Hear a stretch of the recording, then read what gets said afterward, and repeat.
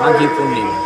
সেই মাঘী পূর্ণিমাকে সামনে রেখে আমাদের বিশেষ করে পশ্চিমবাংলার যারা ধর্মপ্রাণ মানুষ, যারা বিশেষ করে রাধা কৃষ্ণ কে সামনে রেখে যারা পুজো অর্চনা করে থাকে ধর্মীয় মানুষ, যারা হরে কৃষ্ণ কৃষ্ণ কৃষ্ণ হরে হরে, হরে রাম রাম রাম হরে হরে, এই মন্ত্রে যারা মানে কী বলবো, যারা ধর্মপ্রাণ মানুষ তারা এখানে আসে প্রতি বছর। এটা আজকের দিনে নয়, এটা সেই প্রাগ ঐতিহাসিকের যুগ থেকে এখানে এইভাবে আমাদের এই পশ্চিমবাংলার বিশেষ করে দক্ষিণ 24 পরগনা নদিয়া, নদিয়া যেটা ইস্কন মন্দির যেটা আছে নদিয়া, সেই নদিয়া থেকে শুরু করে উত্তর 24 পরগনা, হাওড়া, পূর্ব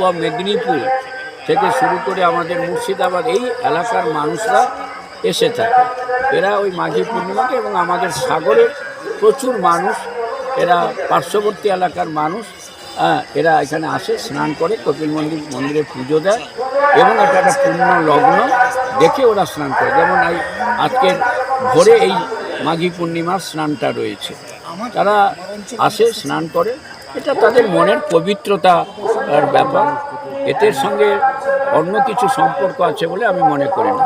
এটা ধর্মীয় আবেগ, এবং এই ধর্মীয় আবেগকে তারা যথারীতিভাবে এখানে এসে স্নান করছে, কপিলমুনি মন্দিরে পুজো দিচ্ছে।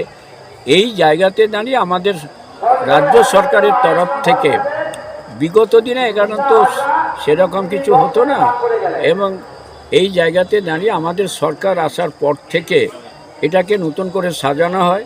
এখানে জেলা প্রশাসন, ব্লক প্রশাসন এবং আমাদের এখানকার গ্রাম পঞ্চায়েত, বিভিন্ন এনজিও এগুলোকে অর্গানাইজ করে থাকে, এবং যাতে থাকার ব্যবস্থা, আমাদের যে পানীয় জল থেকে, বিদ্যুৎ থেকে ওদের যেটুকু ব্যবস্থা করার সেটা আমরা সরকারের তরফ থেকে, বিভিন্ন এনজিওর তরফ থেকে করে থাকি। তবে আমি এবং আমাদের এতে আমাদের ভ্যাসেলের সংখ্যা বাড়ানো হয় এই সময়, যেটা ধরুন গঙ্গাসাগর মেলার সময় যেমন ভ্যাসেলের সংখ্যা অনেক বেশি থাকে, এখানে আজকের 10টা বেশি ভ্যাসেল চালানো হচ্ছে। এখানে যে বাস সংখ্যা 29টা আছে লোকাল বাস, তার সঙ্গে আরও 12টা বাস আনা হয়েছে। এসডিও লেভেলে একটা মিটিং হয়, বিডিও লেভেলে মিটিং হয়, এবং আমাদের বেনুবনে প্রতিবর্ত গঙ্গাসাগর মেলার পরে 6টা ভ্যাসেল লঞ্চ চলাচল করে, কিন্তু আজকে সেখানে 12টা লঞ্চ করছে, মানে ব্যবস্থা করা হয়েছে। তারা যারা ট্রেনে করে যাত্রীরা আসছে তাদেরকে নিয়ে, যেটা বেনুবন সেট যখন হয়ে যায় তখন তো তারা আর লঞ্চ চলে না, কিন্তু সব সময় চলছে। প্রায় 12টা লঞ্চ সার্ভিস দিচ্ছে মানুষদের।